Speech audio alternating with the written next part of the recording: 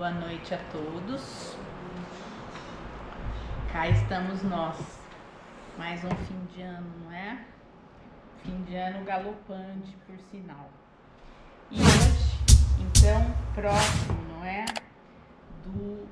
Da comemoração da vinda de Jesus, justamente entre nós, nos foi proposto falarmos exatamente sobre ele, sobre o nosso mestre.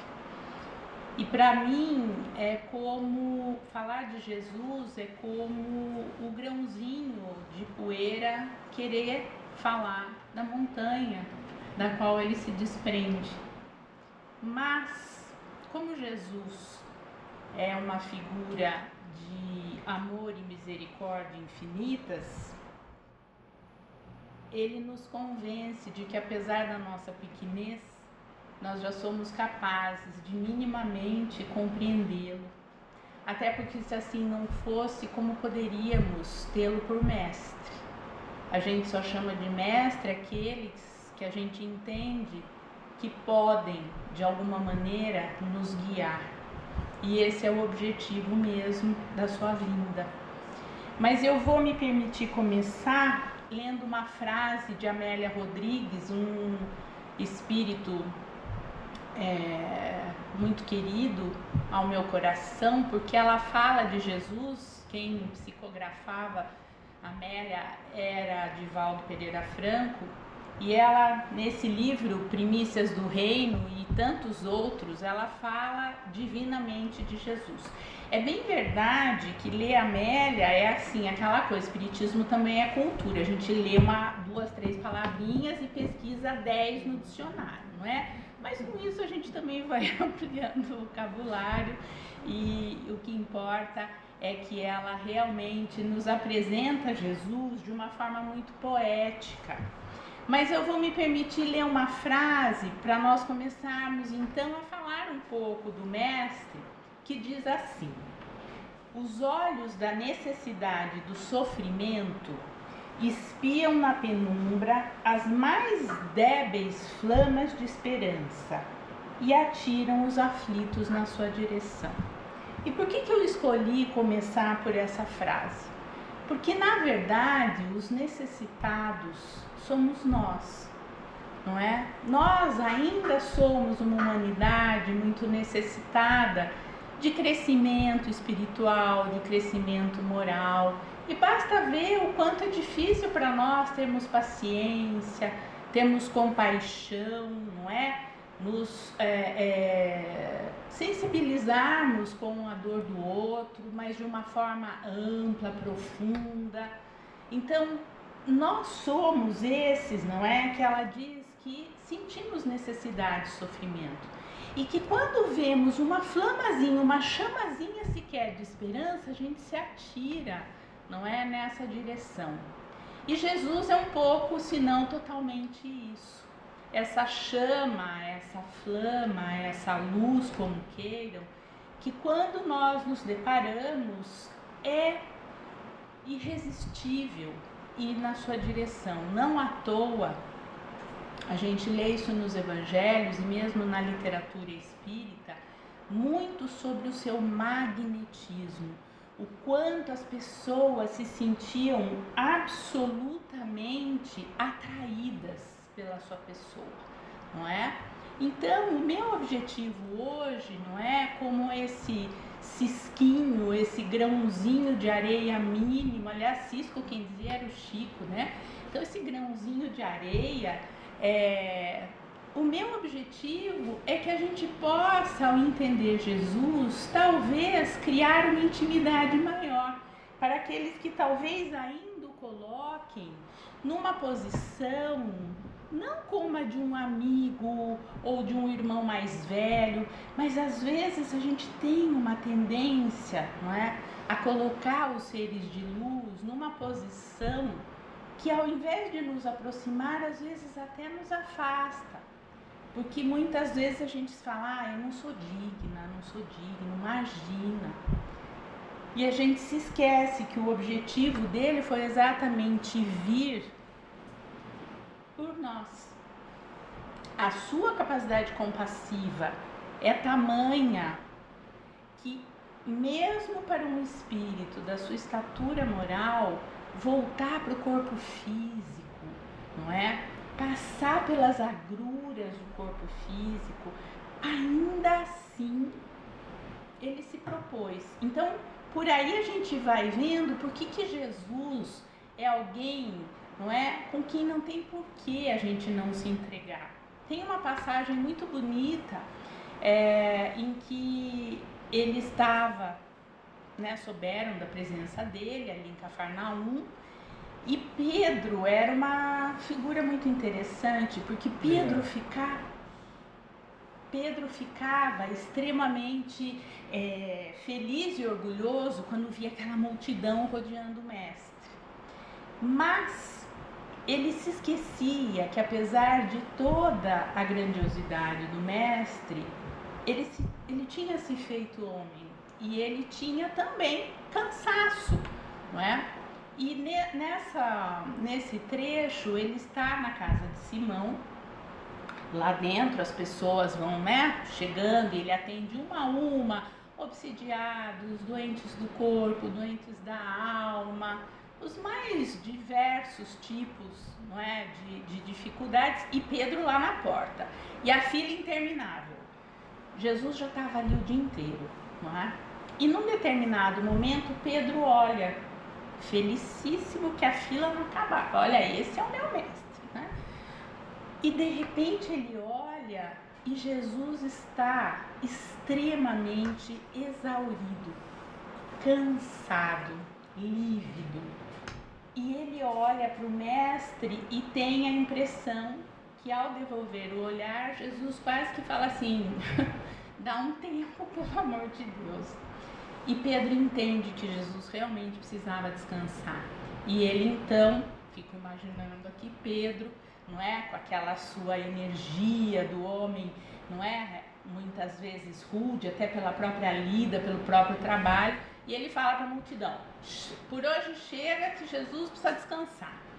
E ele leva Jesus para os fundos da casa. Os fundos da casa de Pedro davam, não é, ali para uma região muito bonita, com, né, de água, enfim.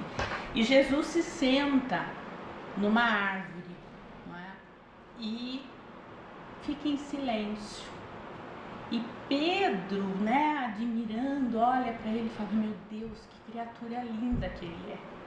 Porque Pedro percebia não só os seus traços fisionômicos, não é? E Amélia descreve Jesus como um homem muito bonito, magro, mais forte. Mas Pedro via para além disso. E admirando Jesus, ele percebe não só o cansaço estampado, mas Jesus chorava. E Pedro, num primeiro momento, fala: mestre, você está emocionado pelo tanto de pessoas que você ajudou. E Jesus fala: não, Pedro, eu choro porque muitos dos que eu ajudei hoje, eu sei que não compreenderam o que aconteceu aqui hoje. E ele se compadece, e essa é uma das características do mestre. Aquele que se compadece, e o que se compadece, na verdade, é aquele que se sensibiliza com a dor do outro e sente essa dor não como se fosse sua, mas entende o sofrimento do outro. E Jesus sabia, faz 2025 anos, né, gente, que ele nasceu. Ele sabia que a gente ia demorar um pouco, porque nós somos aquele povo que estava ali, não necessariamente literalmente, mas somos aqueles que precisamos muito ainda de alguém que nos cure, de alguém que nos oriente, de alguém que nos acolha. E essa é uma característica muito bonita de Jesus, porque a sua lógica não é a lógica daquele que, por conhecer e ter um profundo conhecimento, vinha apontando o dedo: você precisa fazer isso, você não deve fazer aquilo. Se tem uma característica que é óbvia em Jesus, é o não julgamento e a não violência. Enérgico, sim, violento jamais, muito menos julgador. Tanto que uma das passagens mais emblemáticas do seu evangelho, né, da sua passagem por aqui, é o da mulher adúltera, em que está ali aquela mulher prestes a ser apedrejada, porque vamos lembrar que a lei em Israel, tanto a lei civil, não é, quanto a lei, os princípios religiosos se mesclavam, se misturavam. E uma mulher pega em adultério, ela tinha sido pega em adultério, a pena era o apedrejamento. E ele chega silenciosamente, porque essa é uma outra característica de Jesus. E quando eu vou falando dessas características, é porque, na verdade, todas elas são convites para nós trabalharmos em nós tudo isso. E ele fica quieto, ele está quieto ali, inclusive rabiscando o solo, como se nem estivesse ali. E é claro que alguns doutores da lei, para provocá-lo, queriam saber o que ele pensava. Ele que vinha incomodando tanto com as suas atitudes, não é? E eles perguntam, e aí? O que você vai fazer? Você vai apedrejar essa mulher também? Você apedrejaria essa mulher? E Jesus, do fundo da sua sabedoria, se levanta e diz: atire a primeira pedra aquele que não tiver pecado. E vocês já devem estar cansados de me ouvir aqui. Pecar, errar o alvo, quem de nós não quer muitas vezes realmente seguir Jesus no sentido de tê-lo por modelo de conduta, guiando as nossas ações, porque ser um guia significa que pressupõe que nós estamos em caminho, em andamento, em ação. E quantos, não é? Se a gente tem um mestre que é um guia e é um modelo, a gente tenta, não é? Mas como é difícil a gente agir com a compaixão, com a tranquilidade e a convicção, porque esta passagem, ela é muito interessante. Jesus não se perturba com a gana daqueles homens que estavam ali prontos para apedrejar aquela mulher. Ele não perde a tranquilidade dele num minuto, porque ele sabe. E naquele momento, obviamente, ele sabia, e isso é uma outra característica linda do mestre, o que ia no coração daquelas pessoas. Uma consciência, uma mente como a de Jesus, sabe antecipadamente quem são as pessoas que estão indo na sua direção.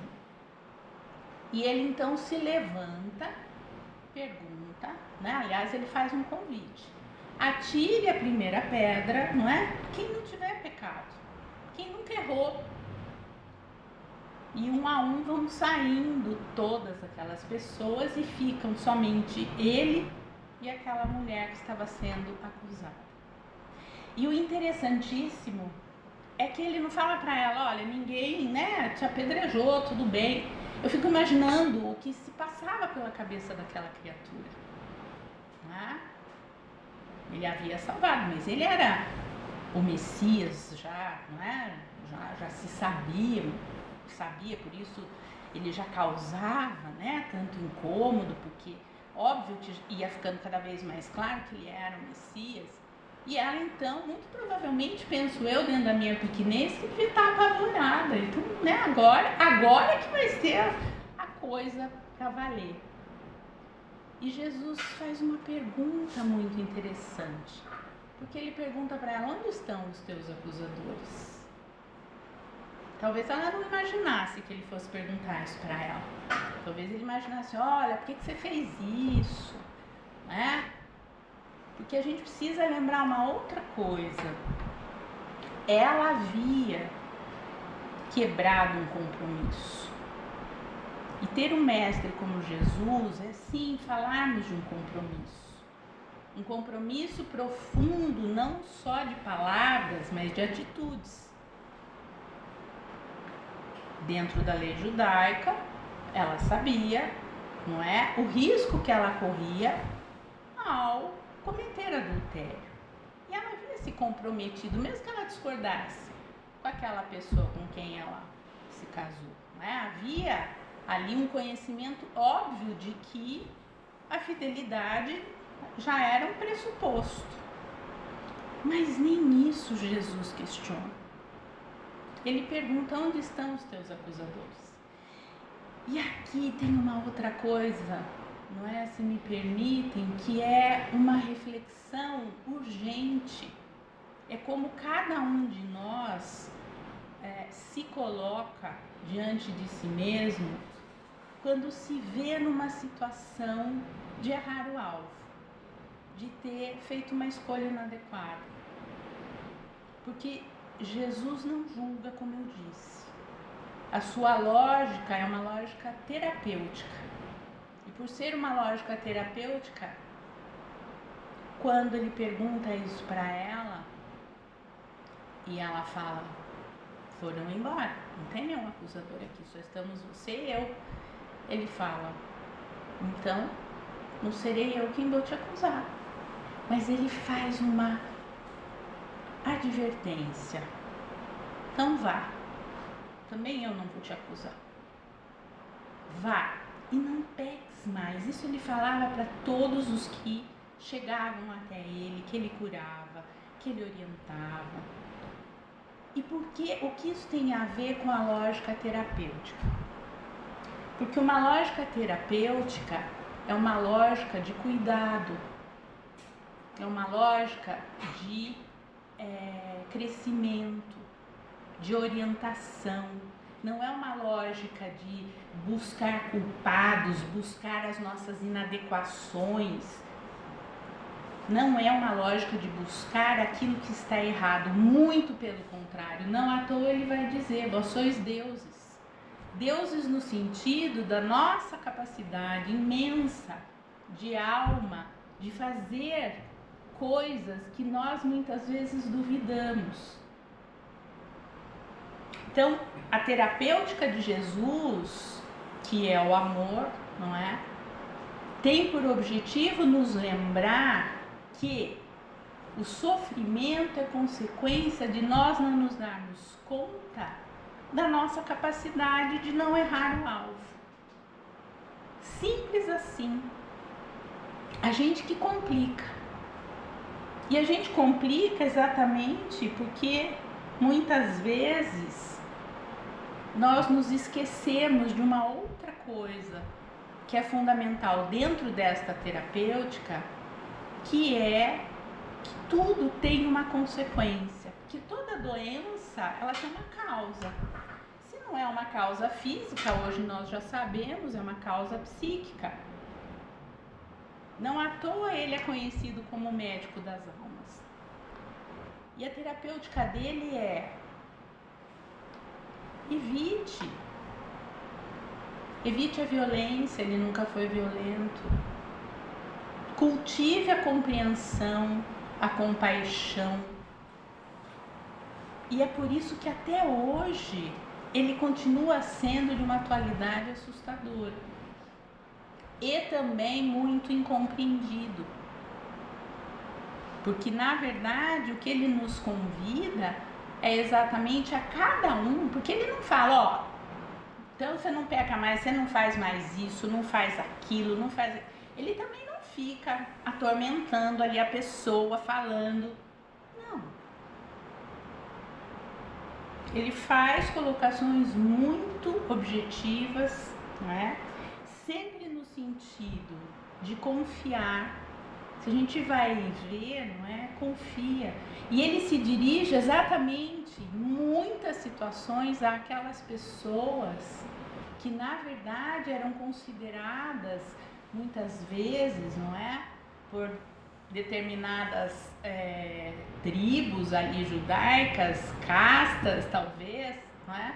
Como heréticas, como, imagina, não podia nem conversar. A mulher samaritana é um caso desses em que ela está ali no poço, primeiro ele se dirige a uma mulher. Isso já era o fim do mundo para o farisaísmo, um homem se dirigir a uma mulher.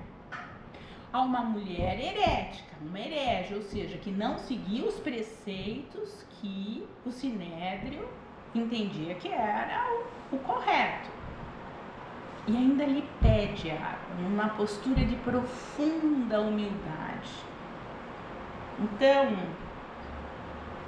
eu penso que o que esse grão de areia aqui poderia deixar de mais insistente enquanto ideia, porque a mim toca profundamente, é a ideia deste mestre que é muito próximo, que não julga, mas sim corrige, orienta, e que a gente possa então, nesse Natal, não é?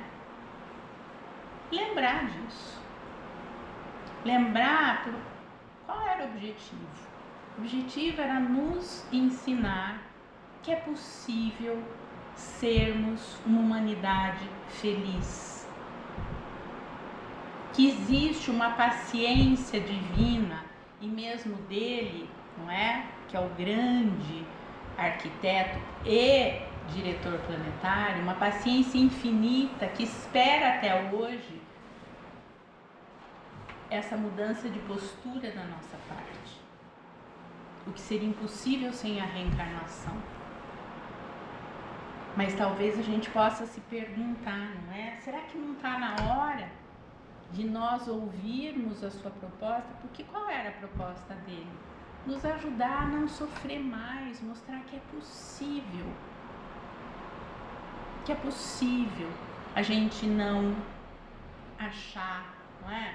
Que está tudo errado, que não vai conseguir, que é difícil, que eu não dou, eu não consigo. Talvez Jesus era pelo que a gente lê, obviamente, não é quem sou eu para afirmar qualquer coisa, mas pelo que a gente lê, ele não era uma pessoa de falas imensas, como eu acabei de dizer. Era muito objetivo. Mas a sua fala era uma fala de acertar o alvo literalmente. Ele ia no ponto. E nós, muitas vezes, esquecemos dessa objetividade. A gente repete. Não só as palavras, mas as atitudes. E não se dá o benefício do questionamento. E se não for por aí? E se eu não tiver tão certa assim? E se o outro tiver alguma razão?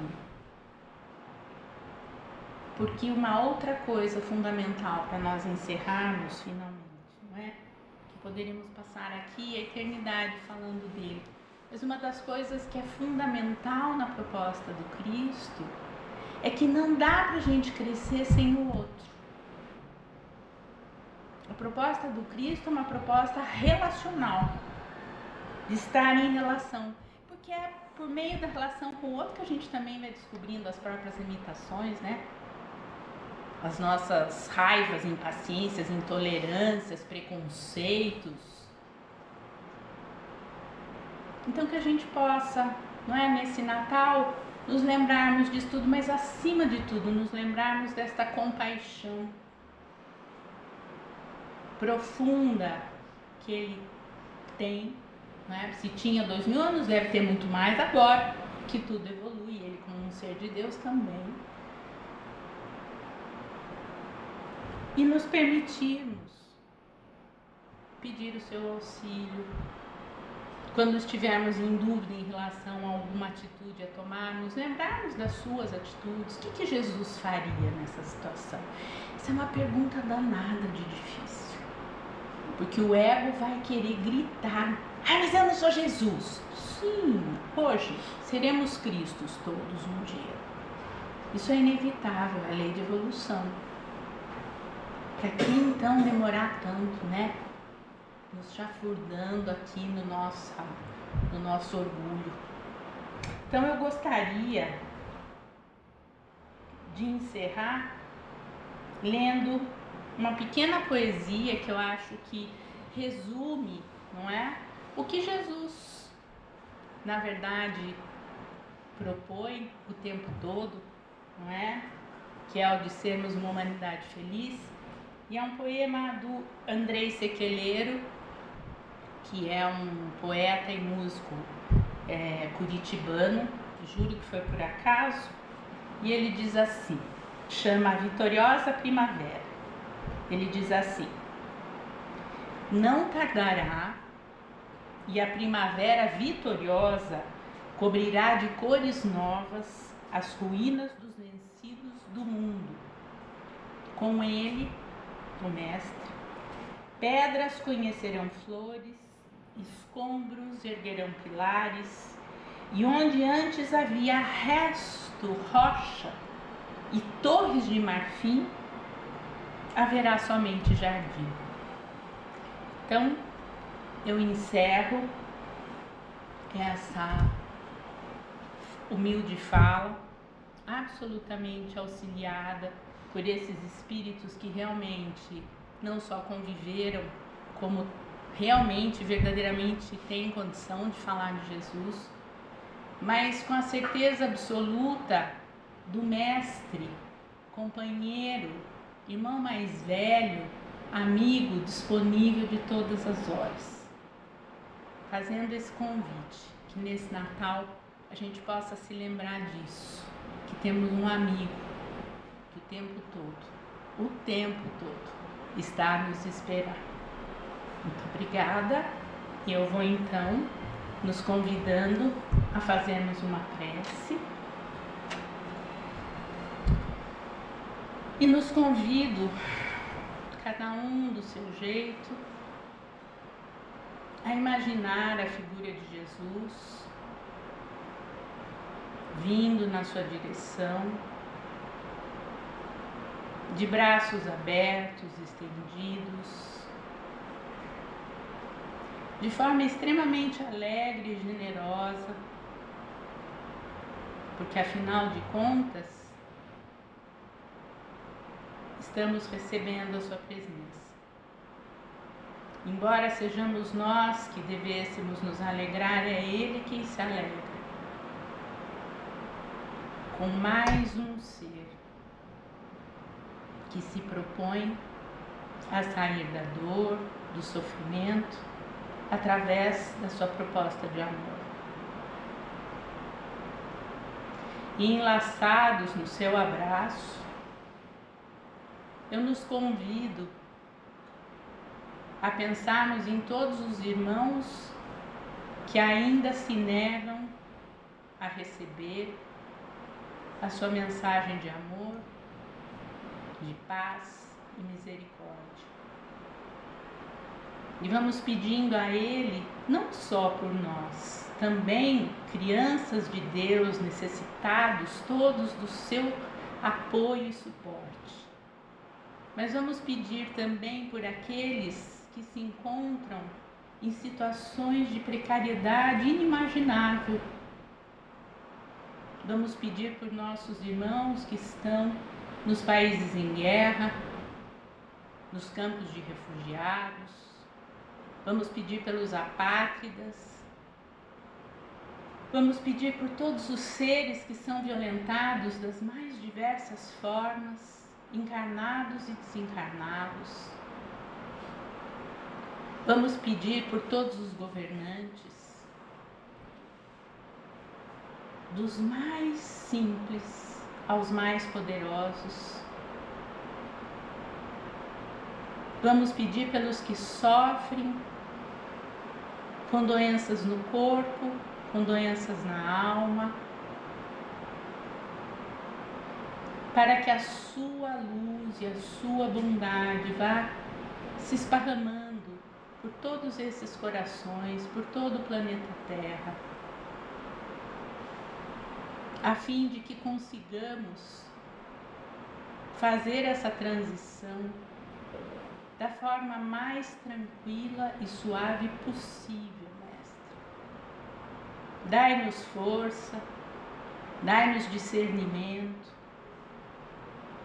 para que possamos, apesar da nossa pequenez, sermos pontos de luz, companheiros de jornada, a todos aqueles que sofrem. Fica conosco e nos faz dignos da tua presença hoje e sempre. Que assim seja, graças a Deus.